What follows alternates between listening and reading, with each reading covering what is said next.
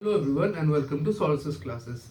In this video, we'll be talking about a certain entrance examination through which all those aspirants who are looking to get themselves enrolled in different UG courses can get themselves enrolled in a very prestigious university as such.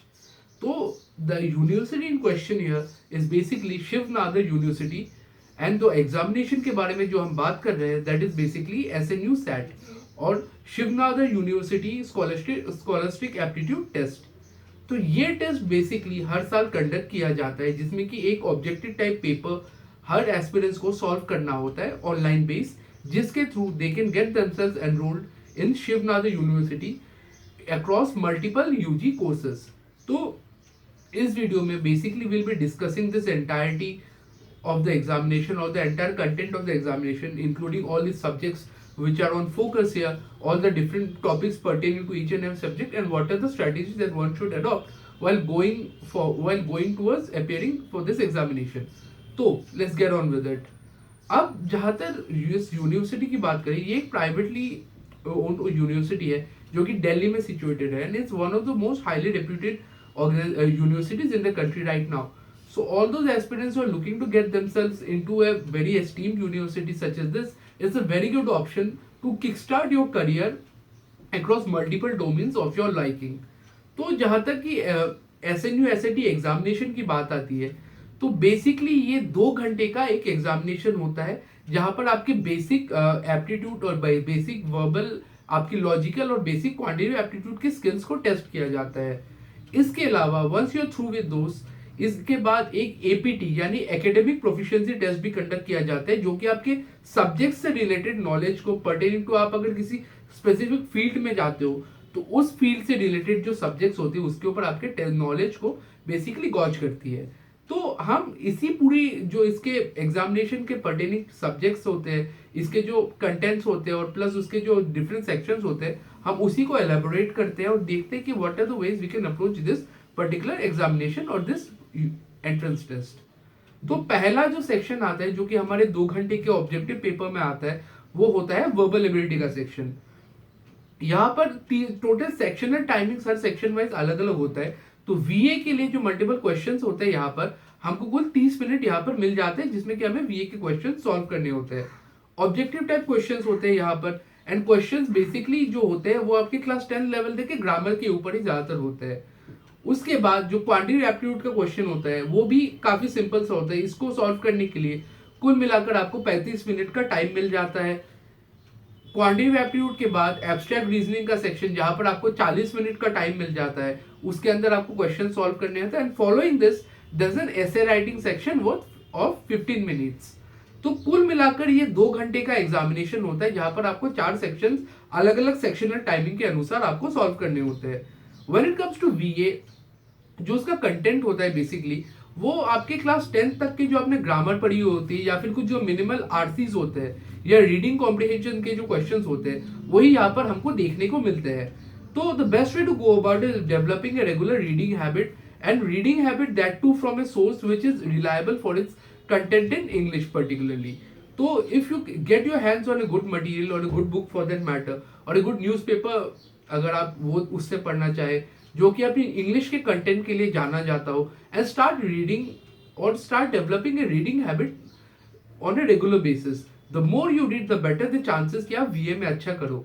जितना ज्यादा आप पढ़ते हो उतनी ही आपको tenses की, grammatical structure की, sentence की स्ट्रक्चरिंग की, नाउन प्रोनाउन, आपको इन सारी चीजों का एक आइडिया होने लग जाता है.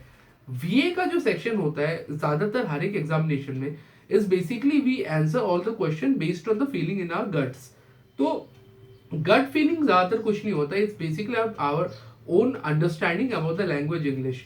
तो खुद की अंडरस्टैंडिंग इस पर्टिकुलर लैंग्वेज के उसे डेवलप करने का एक ही जरिया है कि we read on a regular basis and we read multiple sources and very good content English as well. So reading is the only way we can go about preparing for the VA section, not just for this examination but particularly for any examination for that matter जिसमें कि VA का section आ जाता है. अब quants और अगर reasoning की बात करें तो यहाँ पर भी लेवल और डिफिकल्टी उतना होता है नहीं, बेसिकली सेकेंडरी लेवल तक के सिलेबस यहाँ पर होते हैं. रीजनिंग की बात करें तो यहाँ पर आपको क्लॉक के question, blood relation, arrangement, figures, इस तरह के क्वेश्चन ही आपको देखने को मिलते हैं. So the best way to go about were preparing for quants and reasoning for this examination is will be to get your sources, multiple materials, you collect those first and then start preparing from those all together. So initially work on building up your basics, clear your concepts on the same and practice as many questions as you can. As many numbers of questions, as many different types of questions you practice, उतने ही ज्यादा chances होगी आप इस paper में अच्छे से कर जाओ और आपको पेपर में कुछ आउट ऑफ द बॉक्स या अनएक्सपेक्टेड कुछ देखने को ना मिले. So practice will be the key as far as quants and logical abstract reasoning section is considered. अब एक बहुत ही इंपॉर्टेंट सेक्शन यहाँ पे आ जाता है जिसके बारे में हमको एलाबोरेट करना पड़ सकता है, जो कि होता है ऐसे का सेक्शन. 15 मिनट का टाइम मिलता है आपको, मल्टीपल टॉपिक्स यहाँ पर दिए जाते हैं जिसके ऊपर आपको एक ऐसे लिखनी होती है. So what should one do, क्योंकि generally we as a student we are not accustomed to writing on a regular basis. इसके चलते क्या होता है, हमको अगर कोई ऐसे या कोई भी पैराग्राफ या पैसेज अगर लिखने को बोल दिया जाए तो we struggle. So the best way to develop a habit towards writing essays is to start writing on a regular basis. Start with something very simple. कोई भी सिंपल सा टॉपिक आप ले ले, चाहे वो अपने बारे में आप लिखना चाहे, चाहे आपकी फैमिली के बारे में या अपने फ्रेंड्स, अपने सिटी या अपनी कॉलोनी के बारे में, आपके सराउंडिंग्स के बारे में. Start writing those initially. Get this read by your friends, family or teachers for that matter and get their feedback and keep improving upon those. So once you get used to this entire process, you can expand your horizon. You can start writing about some abstract topics. You can start writing about some national, international issues, some crisis for that sake. कोई भी topic उठा के जो कि आप news में देख रहे हो, can start giving out your opinion in the form of essay. So if you continue this, आपको ऐसे की एक फ्लूइडिटी, आपको ऐसे का स्ट्रक्चर, उसके बॉडी को कैसे फिल करना है, उसकी इंट्रोडक्शन, उसके कंक्लूजन के बारे में एक फ्लूइडिटी आपको अपने आप ही डेवलप होनी शुरू हो जाएगी. आपको एक स्ट्रक्चर मिल जाएगा, आपकी राइटिंग स्किल्स, आपकी राइटिंग स्पीड डेवलप हो जाएगी. And then in the long run when you go for the examination, आपको काफी इजीली ये ऐसे का section you can maximize your score in this.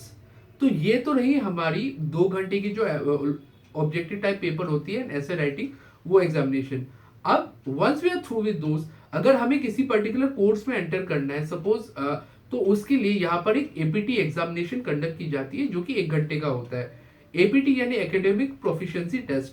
यहाँ पर अगर मैं इकोनॉमिक्स के ऊपर अपना बैचलर्स करना चाहता हूँ तो मुझे मैथ्स और इको के पेपर्स के क्वेश्चन यहाँ पर 1 घंटे तक सॉल्व करने होते हैं. अगर इंजीनियरिंग के लिए जाता हूँ तो मुझे मैथ्स, फिजिक्स और केमिस्ट्री के क्वेश्चंस, बीएससी ऑनर्स में फिर केमिस्ट्री एंड बायोलॉजी, ऐसे डिफरेंट सब्जेक्ट्स होते हैं pertaining to different courses of my choice, जिसको लेके कि मुझे इस पर्टिकुलर एग्जामिनेशन या इस particular section of the test को अपेयर करना पड़ता है. The subject will be of my choosing and the number of question, total the duration of the examination will be 1 our.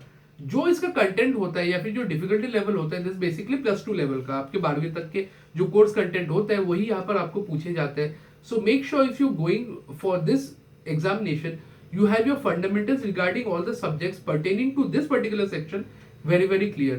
Initially focus on building up your basics and clearing your concepts for the same and start working on those so that you can easily be able to complete all the questions pertaining to this particular section.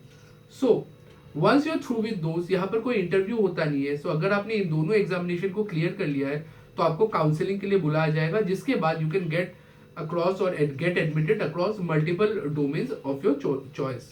So with that being said, I believe we have covered the entirety of SNU SAT examination in detail. So or if you are one of those aspirants who are looking to get themselves looking for a college to pursue their undergraduate, or are in class 12 as a matter of fact and are looking for options to start to further their careers, this is a very good examination and the university is very highly reputed as well.